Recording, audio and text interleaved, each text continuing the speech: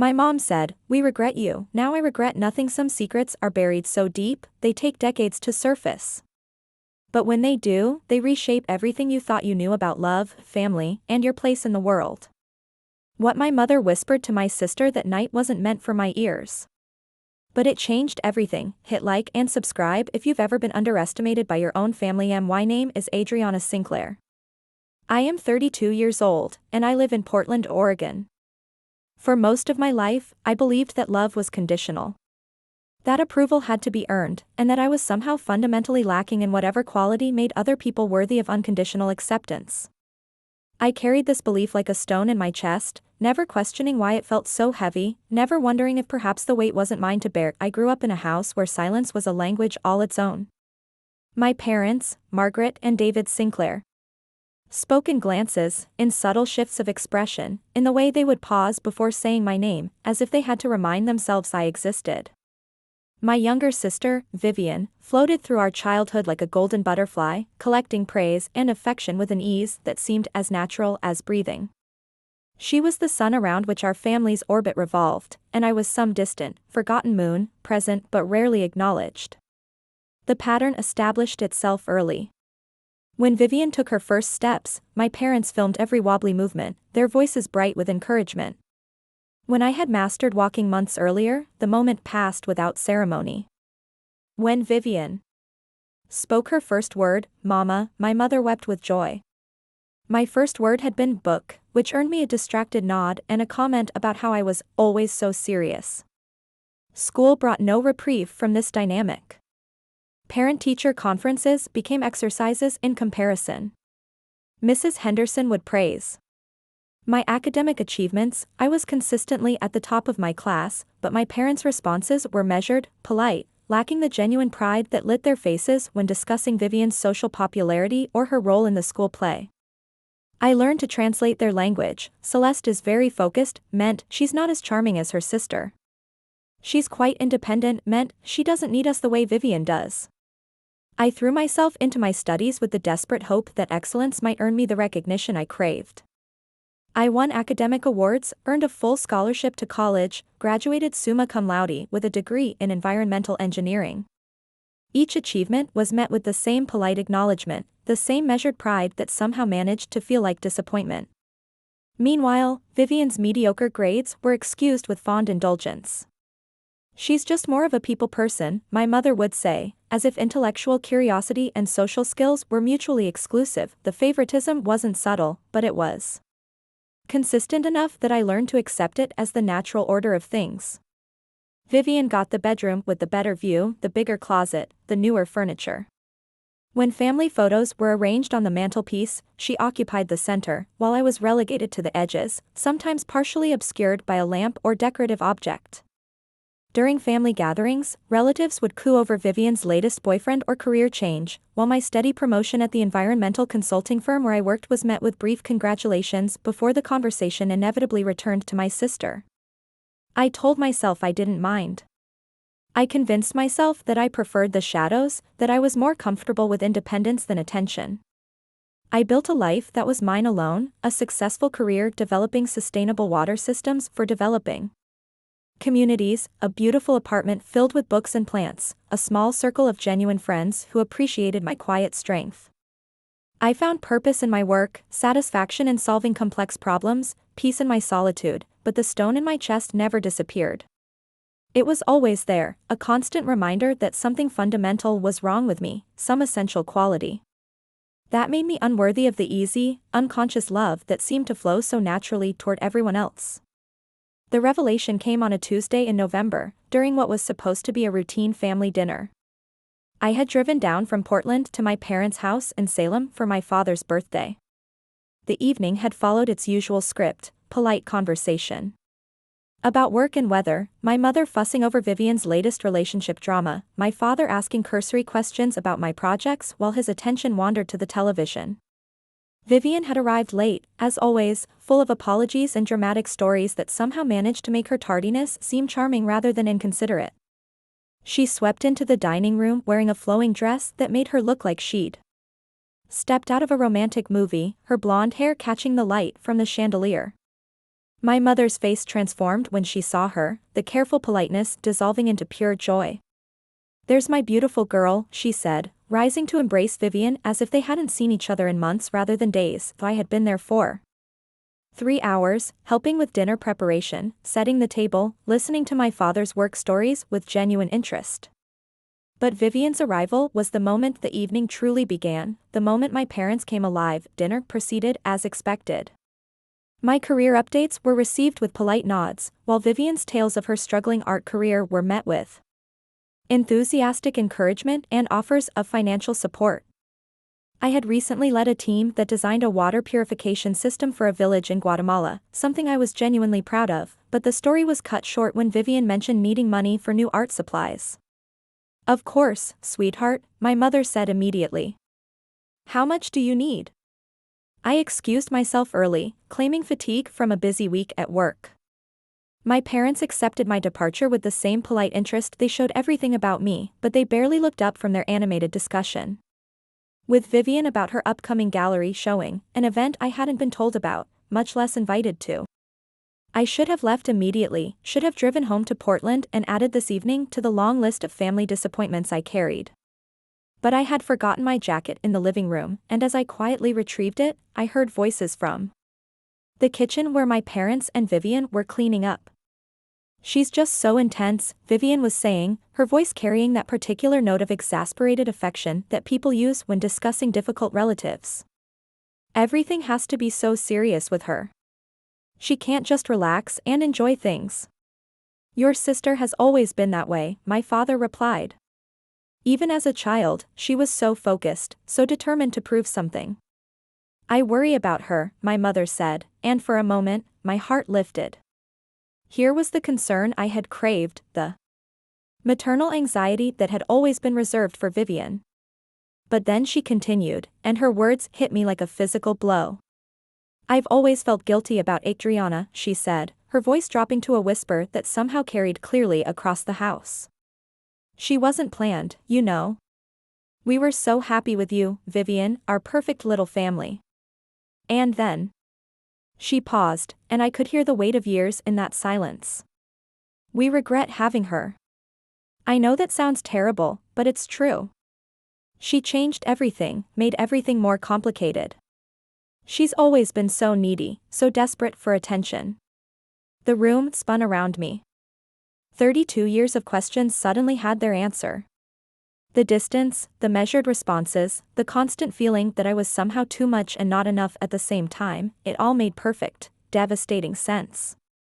"Mom," Vivian said, her voice uncertain. "That's a pretty harsh thing to say." "I'm not saying we don't love her," my mother replied quickly. "Of course we do. But love and regret can exist together. She was just so different from you, so demanding. And she never seemed to fit, no matter how hard we tried."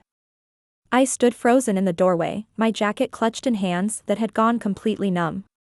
They continued talking, but their words became a distant buzz as the full weight of the revelation settled over me. I wasn't imagining the distance.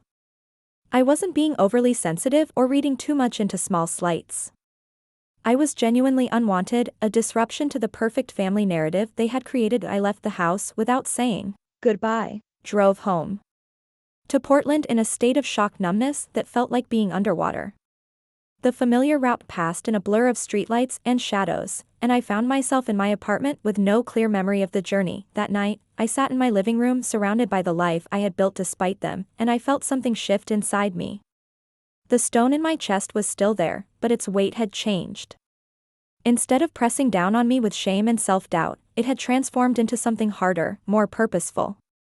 They regretted me? Fine. But I was done regretting myself.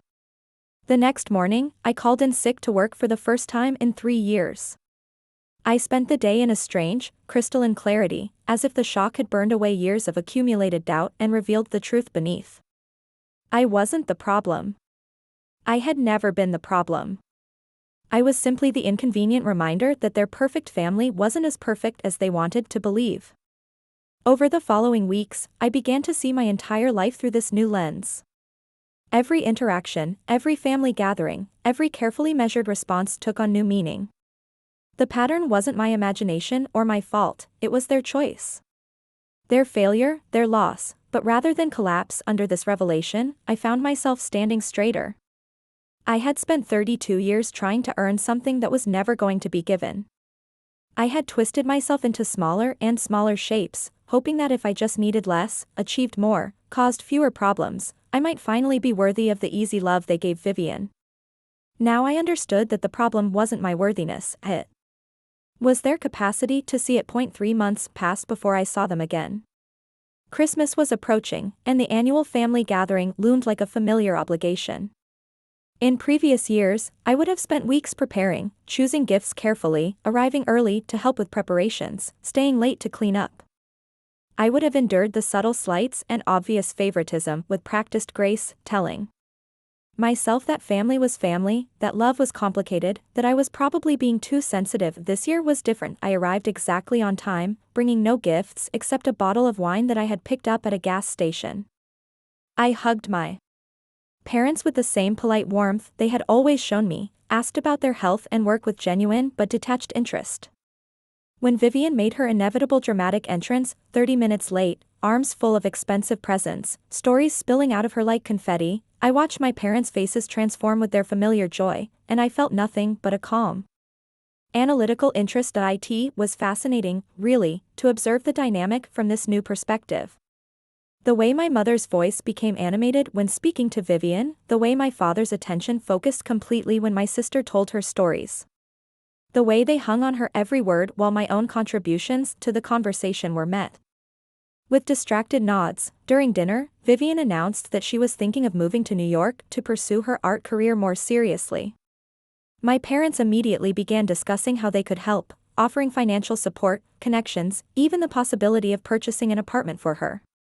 "What about you, Adriana?" my father asked, perhaps feeling obligated to include me in the conversation. "Any big changes on your horizon?" "Actually, yes," I said, taking a sip of wine and enjoying the way all three of them focused on me with surprise. It was so rare for me to have news that merited attention. "I've been offered a position with the United Nations Environmental Program. I'd be based in Nairobi, leading water sustainability projects across East Africa." The silence that followed was different from their usual polite pauses. This was genuine shock. "The UN," my mother said finally. "That's very ambitious." "It's a 3-year commitment," I continued, "with the possibility of extension. I'd be working directly with local governments and NGOs to implement large-scale water purification systems. It's exactly the kind of work I've been preparing for my entire career."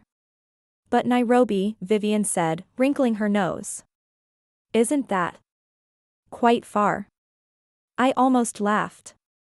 She had spent the last hour discussing her potential move to New York as if it were a grand adventure, but my opportunity was framed as an abandonment. "It's an incredible opportunity," I said simply. "One that doesn't come along often." "Have you accepted?" my father asked. "I'm considering it very seriously." What I didn't tell them was that I had already accepted. The offer had come 3 weeks earlier, and I had said yes, immediately, with a sense of rightness that had surprised me. For the first time in my life, I was making a decision based purely on what I wanted, not on what might finally earn their approval. The conversation moved on, as it always did, back to Vivian's plans and dreams. But I noticed something different in the way they looked at me throughout the evening. There was a new attention, a slight unease, as if they were seeing me clearly for the first time. I left early, as always, but this time I didn't make excuses about fatigue or early mornings. I simply announced that I had other commitments, hugged them goodbye with the same polite warmth I had maintained all evening, and walked out into the December night feeling lighter than I had in years. 2 weeks later, I received a phone call from my mother. This was unusual. Our communication typically consisted of brief, dutiful exchanges on birthdays and holidays. Her voice was carefully casual, but I could hear the underlying tension. "I wanted to follow up on what you mentioned at Christmas," she said. "About the job in Africa." "Kenya," I corrected. "And it's not just a job, it's a leadership position with the UN." Yes, of course. It's just that it seems so sudden. Such a big decision to make without really discussing it with family. I almost asked when she had last sought my input on a major decision, but I caught myself. This wasn't about winning arguments or proving points. This was about something much more fundamental. I've been working toward this my entire career. I said instead. It's not sudden at all. But 3 years is such a long time. And Kenya is so far away. It's a beautiful country with incredibly warm, welcoming people, I replied. I visited twice for preliminary planning. I think I'll be very happy there. There was a long pause. When she spoke again, her voice was smaller, less certain. It's just that we won't see you very often. The irony was almost overwhelming.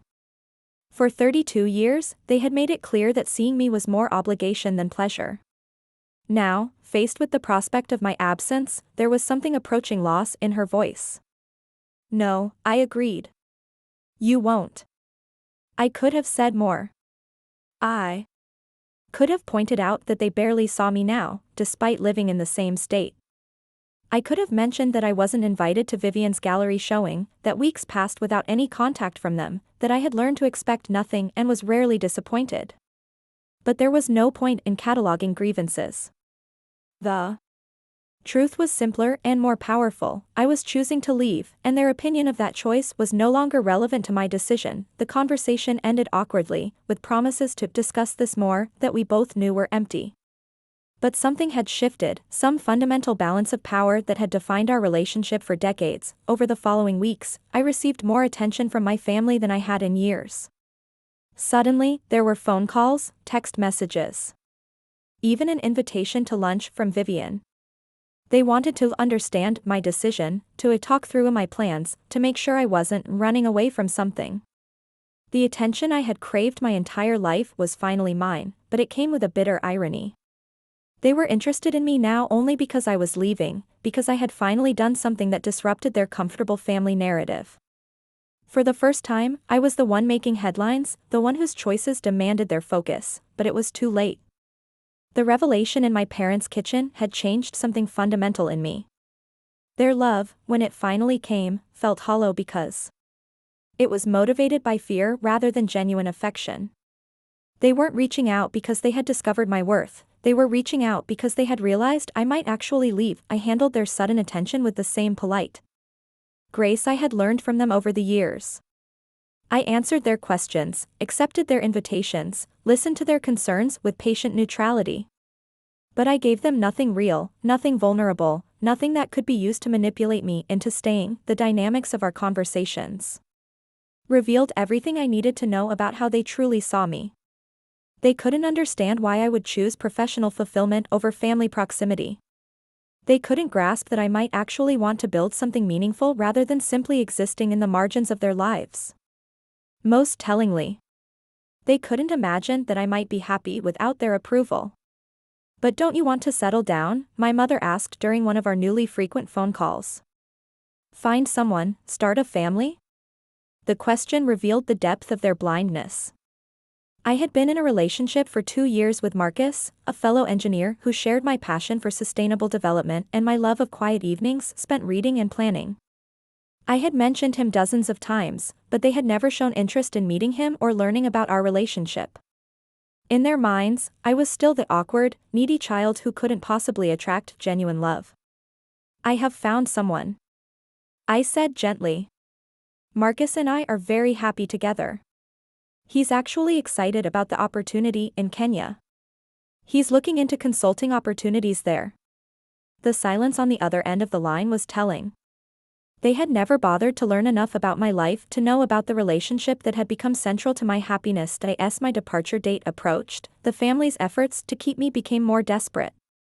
My father, who had barely spoken to me directly in years, suddenly wanted to have long conversations about my career goals and life plans. Vivian, who had never shown interest in my work, began asking detailed questions about environmental engineering and expressing admiration for my expertise, but the most telling moment came 3 weeks before I was scheduled to leave. I received A call from my mother, and her voice was different, smaller, more vulnerable than I had ever heard it. Adriana, she said, I've been thinking about our conversation at Christmas, and I realize we haven't been as supportive as we should have been. Your father and I are very proud of what you've accomplished. The words I had waited 32 years to hear finally came, but they felt empty, scripted, desperate. She was trying to rewrite history, to pretend that the distance and favoritism had been misunderstandings rather than choices. Thank you, I said simply. We don't want you to leave feeling like we don't appreciate you, she continued. Because we do. We always have. The lie was breathtaking in its audacity. I thought of all the times I had needed their appreciation and received polite indifference instead. I thought of the whispered conversation I had overheard, the casual admission that I was a regret, an unwanted complication to their perfect family story. I appreciate you saying that, I replied, and my voice was calm, neutral, giving nothing away. She tried a few more approaches, guilt about leaving them in their older years, concern about my safety in Africa, promises of things being different if I stayed. But I met each attempt with the same polite distance they had shown me for decades. I wasn't angry, wasn't trying to punish them. I was simply giving them back the same emotional investment they had given me. My last family dinner took place 2 days before my departure. They had prepared all my supposed favorite foods, though I noticed that most of the dishes were actually Vivian's preferences.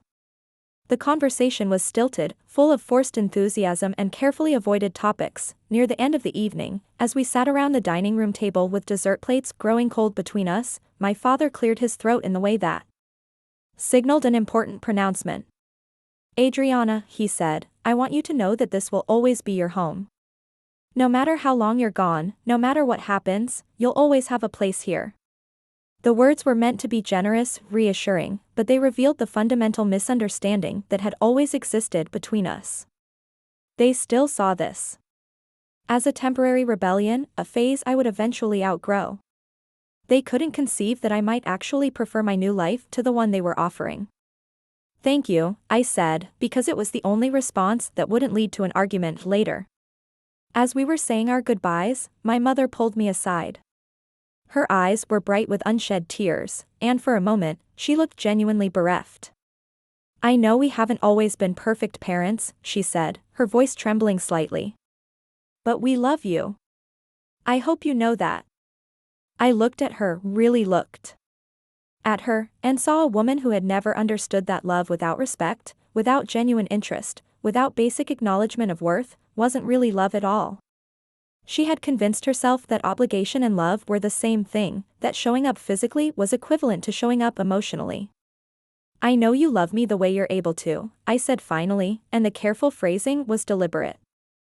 I wasn't going to absolve her by pretending that her limited capacity was sufficient, but I also wasn't going to wound her unnecessarily. She searched my face for something more, forgiveness, perhaps, or reassurance that everything would return to normal once I came home. But I had nothing more to give her. The well of need that had driven me for 32 years had finally run dry. The flight to Nairobi was the most peaceful 8 hours of my life.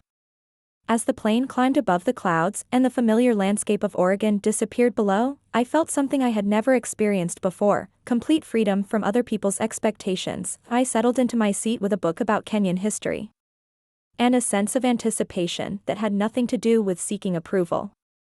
For the first time, I was moving towards something I wanted rather than away from something that hurt. The difference was profound. The work in Kenya exceeded every expectation I had dared to hold. The projects I led brought clean water to communities that had struggled with scarcity for generations. I worked with brilliant local engineers and passionate NGO workers who valued my expertise and treated me as an equal. The children in the villages where we installed new systems looked at me with genuine gratitude and respect, not because I was family, not because they were obligated to, but because I had contributed something meaningful to their lives. Marcus joined me after 6 months, having secured a consulting position with a sustainable agriculture organization. Together, we built a life that was rich with purpose and genuine connection. We explored the incredible landscape of East Africa, learned Swahili, made friends with people who appreciated us for who we were rather than tolerating us out of obligation. I thought of my family often during those first months, but without the familiar ache of longing. Instead, there was a kind of anthropological interest in how they were processing my absence. Vivian's social media posts suggested that she had stepped fully into the role of only child, basking in undivided parental attention. My parents. Occasional emails were polite but distant, as if they were unsure how to relate to me now that I had escaped their established narrative. The real test came 18 months into my time in Kenya, when I received word that my father had suffered a mild heart attack. The old me would have immediately booked a flight home, would have dropped everything to rush to his bedside and prove my worth through crisis management. But I had learned to ask different questions now. I called immediately to check on his condition and offer support. When I learned that he was stable and recovering well, I asked what they needed from me. The answer was revealing: they didn't need anything practical. His medical care was excellent, my mother was managing fine, Vivian was there to provide emotional support. What they wanted was my presence, my disrupted life, my frantic concern as proof that I still prioritized their needs above my own. I can't drop everything and fly home, I told my mother during one of our daily check-in calls. But I can extend my trip home for Christmas if that would be helpful. The silence that followed was loaded with disappointment and disbelief. The old Celeste would have immediately rearranged her life around their crisis. This new version was offering reasonable support but maintaining her boundaries. It's just that family comes first, my mother said finally, using the argument that had controlled me for decades. Dad is stable and receiving excellent care, I replied. Me disrupting my work here wouldn't change his medical outcome, but it would mean that several thousand people would lose access to clean water while I dealt with a situation that's already being handled. It was a harsh comparison, but it was also true. For the first time in my life, I was weighing their needs against other considerations instead of automatically prioritizing their comfort above everything else. My father recovered fully, but the family's reaction to my measured response revealed everything about how they had always seen me. I was supposed to be the reliable one, the responsible one, the one who dropped everything to manage their emotional needs. When I failed to play that role, they were genuinely confused and hurt. The Christmas visit that year was surreal. I arrived to find myself treated like a returning celebrity, with careful attention paid to my comfort and preferences. They asked detailed questions about my work, showed genuine interest in my stories, treated me with a respect I had never experienced from them before, but it was performance, not transformation. They were being attentive because they wanted something, my return, my recommitment to the family dynamic, my forgiveness for 32 years of casual dismissal.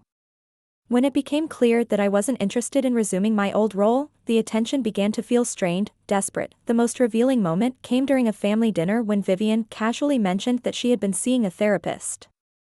She's helping me work through some family dynamics, she said, glancing meaningfully at me. It's been really helpful to understand how birth order affects personality development. I almost laughed at the transparent attempt to pathologize my boundaries. In their new narrative, I wasn't someone who had grown beyond their limited expectations, I was a damaged older child acting out childhood trauma.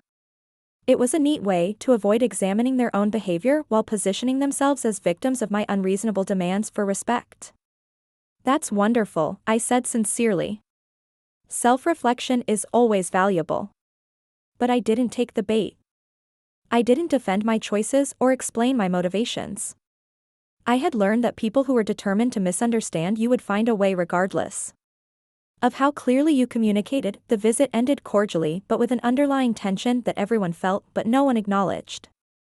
I returned to Kenya with a sense of completion, as if I had finally closed a chapter that had been dragging on for decades. My work there continued to evolve and deepen.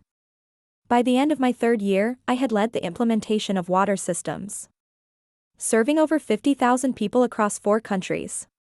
The UN offered me a permanent position as regional director, based in Nairobi, but overseeing projects across sub-Saharan Africa that I accepted without hesitation. The conversation with my parents about my decision to stay permanently was brief and surprisingly calm.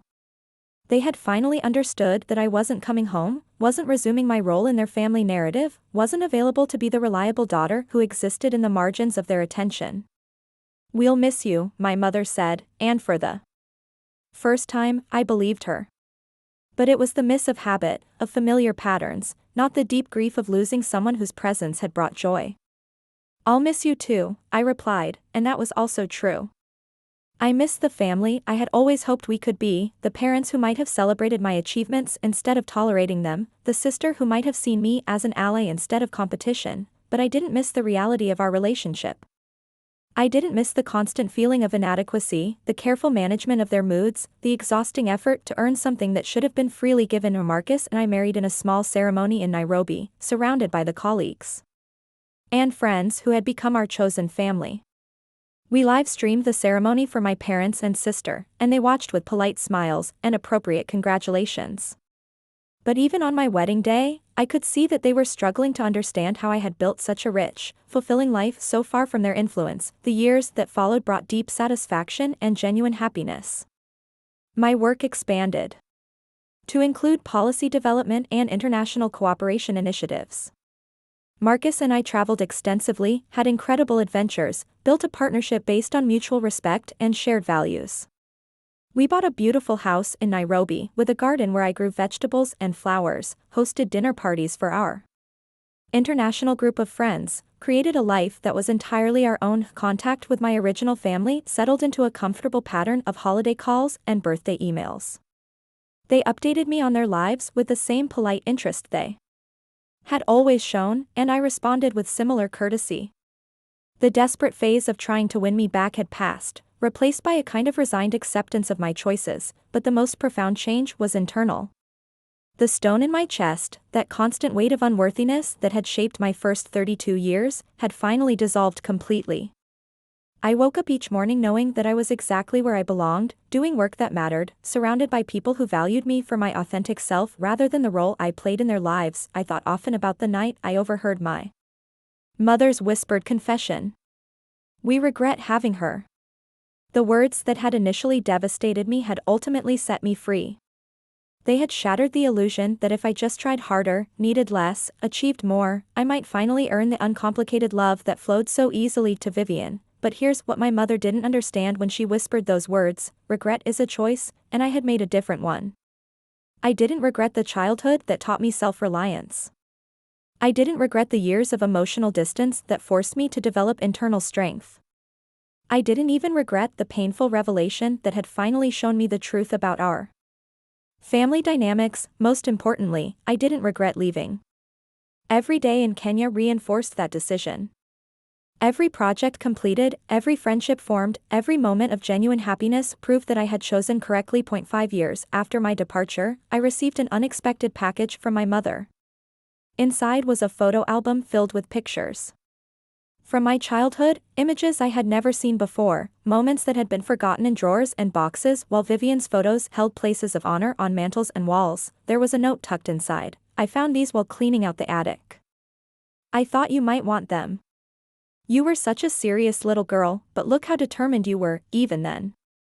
I flipped through the pages and saw myself at various ages, building elaborate sandcastles on family beach trips, reading intently in corners while chaos swirled around me, helping my father in the garden with focused concentration. In every image, I looked self-contained and purposeful, as if I had always known that I would need to create my own path. But what struck me most was my mother's note. Even now, even after years of evidence to the contrary, she still described my childhood intensity as if it were a flaw rather than a strength. She couldn't see that the serious little girl had grown into a woman who was changing lives across a continent. The album was both a peace offering and a final demonstration of the gap that had always existed between us. She was trying to connect. Trying to show that she had been paying attention, but she still fundamentally misunderstood who I was and what I valued. I kept the photos because they belonged to my story, but I felt no obligation to interpret them as evidence of hidden love or overlooked attention. They were simply artifacts from a childhood that had shaped me in ways my parents never intended, had taught me that I was responsible for my own happiness, that worth couldn't be given by others, that the most important approval was my own. Quiet evenings in our Nairobi garden, Marcus and I would sometimes talk about family and the complex ways that early relationships shape us. He came from a warm, demonstrative family that had always celebrated his achievements and supported his dreams. Initially, he couldn't understand why I maintained such careful boundaries with my parents and sister, but over the years, he witnessed enough interactions, the polite phone calls that left me drained, the holiday visits that required days of recovery, the consistent pattern of benign neglect punctuated by occasional guilt-driven attention, to understand that my distance was protective rather than punitive. "You know what's remarkable about you," he said one evening as we watched the sunset paint the sky in shades of orange and gold. "You managed to become exactly who you were meant to be despite them. Not because of them." His words captured something I had never quite articulated. I hadn't spent years in therapy trying to heal from my childhood. I hadn't dedicated energy to forgiveness work or family reconciliation. Instead, I had simply outgrown the limitations they had tried to impose and built a life that reflected my actual values and capabilities. The revenge wasn't dramatic or vindictive. It was quiet and dignified and utterly complete. They had dismissed me as unworthy of their full attention, and I had responded by creating a life so rich and meaningful that their attention was no longer relevant. They had treated me as if I were somehow less than Vivian, and I had proven that their measure of worth was fundamentally flawed, but the most profound aspect of my silent revenge was that it required nothing from them. I didn't need their acknowledgement of their mistakes, their apologies for years of emotional neglect, or their recognition of my achievements.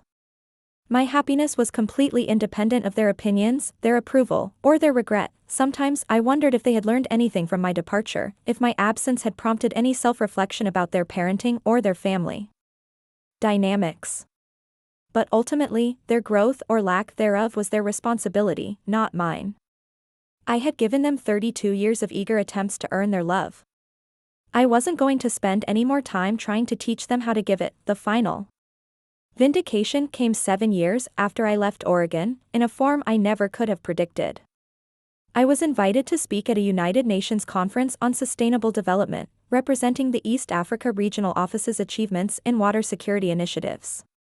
The conference was being held in New York, and for the first time since leaving, I would be in the same country as my family. I didn't tell them about the conference. I didn't invite them to attend my presentation or suggest meeting while I was in the States. This wasn't out of spite, it simply didn't occur to me that they would be interested. For years, my work had been met with polite indifference. Why would they suddenly care about my professional recognition now?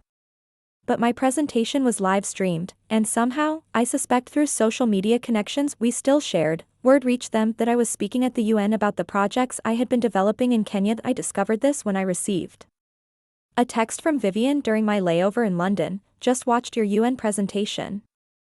Had no idea you were doing such important work. We're all really proud." The message was followed by several others from my parents, each expressing amazement at my accomplishments and regret that they hadn't known about the conference. The irony was overwhelming. For 7 years, I had been sending them updates about my projects, my promotions, my expanding responsibilities. They had received every piece of information with the same polite disinterest they had always shown. But seeing me on a stage at the United Nations, hearing the respectful attention of an international audience, witnessing the standing ovation that followed my presentation, suddenly my work mattered to them. I didn't respond to their messages immediately. Instead, I spent the flight home to Nairobi thinking about the strange circularity of the moment. They were finally proud of me, but only because other people had validated my worth first. Their pride was still conditional, still dependent on external recognition rather than genuine understanding of who I was and what I had accomplished. When I finally replied, it was with the same gracious politeness I had learned from them. "Thank you for watching. The work has been very fulfilling." I didn't elaborate on the projects I had discussed in my presentation, the solar-powered water purification systems that had reduced waterborne illness by 80% in target communities, the training programs that had empowered local women to become water system technicians, the policy framework I had helped develop that was being adopted by governments across the region. They could research those details themselves if they were genuinely interested, but I knew they wouldn't. Their sudden attention was performative, motivated by the social currency of having a daughter who spoke at the UN rather than genuine curiosity about sustainable development work in East Africa. The silence that followed my brief response confirmed my suspicions. Within days, their messages returned to the usual pattern of holiday greetings and weather updates. The moment of recognition had satisfied their need to claim credit for my success without requiring any actual engagement with my life or work. This was perhaps the most complete vindication I could have received. After years of treating my achievements as barely worthy of acknowledgement, they now wanted to bask in reflected glory they had done nothing to earn. They wanted to tell people that their daughter worked for the UN, to drop casual references to my international career, to imply that my success was somehow the result of their excellent parenting, but I had learned to recognize their patterns. And I felt no obligation to participate in their revisionist narrative. My success belonged to me, to the little girl who had learned to find validation in her own accomplishments, to the young woman who had pursued her education despite their indifference, to the adult who had chosen purpose over proximity. The years continued to pass peacefully. Marcus and I celebrated our 5th wedding anniversary with a safari in Tanzania, where we watched elephants and lions in their natural habitat and marveled at the incredible diversity of the continent we now called home. My work expanded again, this time to include climate adaptation projects that helped communities prepare for the changing environmental challenges ahead. I published papers in international journals, won awards for innovation in sustainable development, was featured in documentaries about water security in developing nations. Each achievement brought professional satisfaction and personal fulfillment, but no longer carried the underlying hope that maybe this time, maybe with this recognition, my family would finally see me clearly. I had stopped needing their approval so completely that I rarely thought about it anymore. My worth was no longer tied to their opinions, my happiness no longer dependent on their acknowledgement. This was perhaps the most profound aspect of my silent revenge. It had required me to become so genuinely content that their neglect could no longer wound me. On my 40th birthday, Marcus surprised me with a celebration that perfectly captured the life we had built together. Our house was filled with colleagues from across Africa and beyond, friends who had become family, local community leaders whose lives had been touched by our projects. The conversation flowed in 3 languages, the food represented 6 different countries, and the joy was genuine and infectious. I looked around the room at people who valued my mind, respected my work, and loved me for exactly who I was. I felt a profound sense of completion. This was what family was supposed to feel like, chosen rather than obligatory, based on mutual appreciation rather than genetic accident, sustained by genuine affection rather than social expectation. Parents called later that evening, their voices bright with the carefully rehearsed cheer they brought to special occasions. They asked about my birthday plans, and I described the wonderful party briefly, mentioning a few of the international guests and their diverse backgrounds. "It sounds lovely, dear," my mother said, but I could hear the slight bewilderment in her voice. She couldn't understand how I had assembled such a rich social life so far from a real family, couldn't grasp that these relationships might be more meaningful than the ones I had been born into. After we hung up, Marcus found me on our terrace, looking out over the lights of Nairobi twinkling in the darkness. "Good call," he asked gently. "The usual," I replied. Polite, distant, slightly mystified by my life choices. He put his arm around me, and we stood in comfortable silence for a moment. "Do you ever regret it?" he asked finally. "Leaving, I mean. Not trying harder to make it work with them?" I considered the question seriously, as I always did when he asked. It came up occasionally, usually after family interactions that highlighted the continuing gap between us. "No," I said finally. "I regret that it took me so long to understand that their limitations weren't my fault. I regret all the years I spent trying to earn something that was never going to be freely given. But I don't regret leaving, and I don't regret building this life instead." The truth was that their loss was far greater than mine. They had missed witnessing my growth into someone who was making a genuine difference in the world. They had forfeited the opportunity to know me as an adult, to understand my work, to appreciate the person I had become despite their early dismissal. They had chosen the comfort of their established family narrative over the possibility of discovering that their unwanted daughter had become someone remarkable, but their loss didn't diminish my gain. Every day brought new evidence that I had chosen correctly, meaningful work that aligned with my values, a partnership built on mutual respect and shared dreams, friendships that enriched my understanding of the world, a sense of purpose that went far beyond personal satisfaction. 2 years later, I received news that my mother had been diagnosed with early-stage breast cancer. The prognosis was excellent, the treatment plan straightforward, but the diagnosis prompted another round of family conversations about priorities and presence. This time, I didn't hesitate to offer concrete support. I researched treatment options, connected them with specialists, arranged for meal deliveries during her chemotherapy sessions. But I made it clear from the beginning that I wouldn't be coming home to provide hands-on care. The old dynamics reasserted themselves immediately.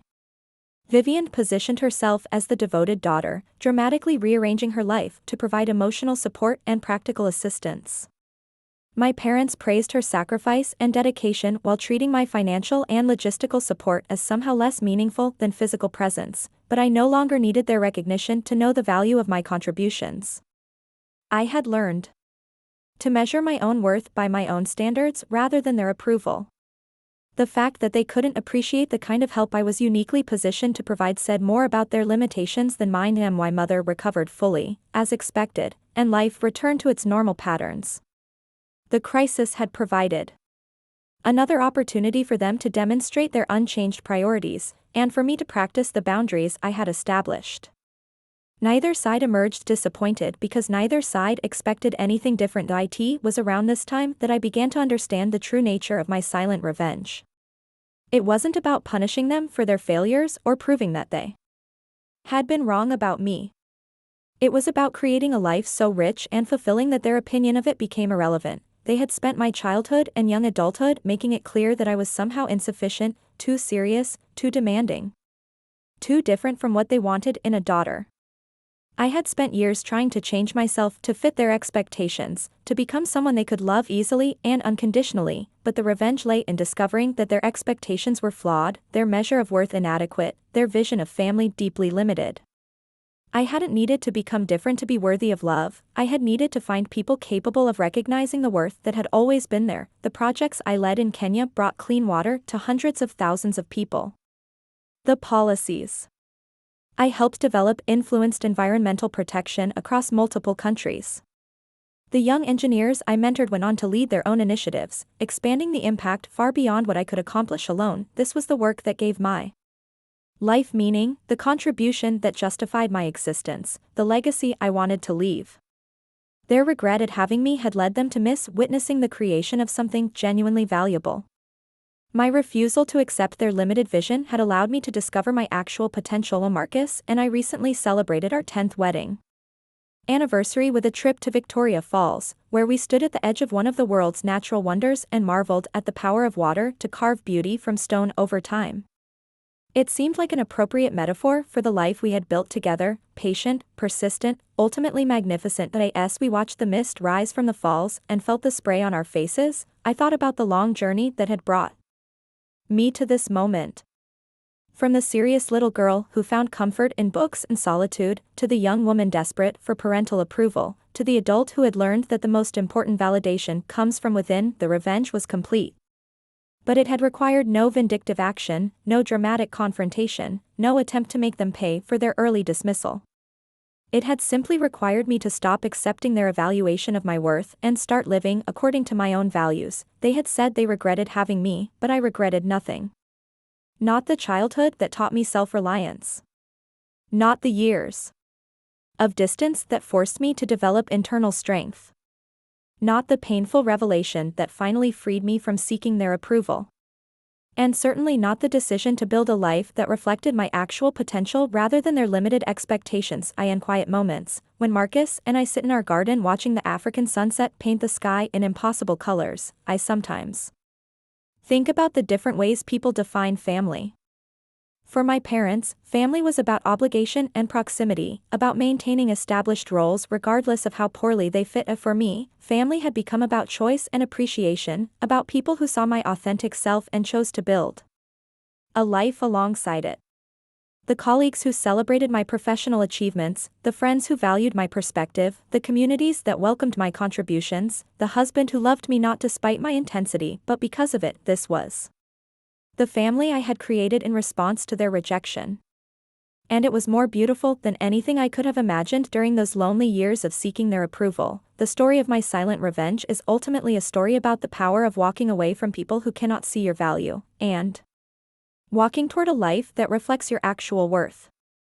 It's about understanding that some battles are won not by fighting but by refusing to participate in someone else's limited vision of who you should be. My mother said they regretted having me, and those words had initially felt like a devastating verdict on my entire existence. But they had actually been a gift, the final piece of information I needed to stop trying to earn something that was never going to be freely given. Now, surrounded by a life of genuine meaning and authentic relationships, I can say with complete honesty that I regret nothing. The path that led me here was sometimes painful, but it was ultimately perfect. Every disappointment had prepared me to recognize genuine appreciation when I found it. Every rejection had strengthened my ability to value myself. Every moment of feeling unwanted had taught me to create the kind of belonging that no one could take away. This is what real revenge looks like, not destruction or retaliation, but the creation of something so beautiful that the person who dismissed you realizes what they lost. And the most perfect aspect of this revenge is that by the time they understand their mistake, you no longer need their recognition to know your worth. They regretted having me, but I built a life so meaningful that their regret became irrelevant. And in the end, that indifference was the most complete victory of all. Have you ever been betrayed by the people closest to you? Share your story in the comments, someone out there needs to hear it.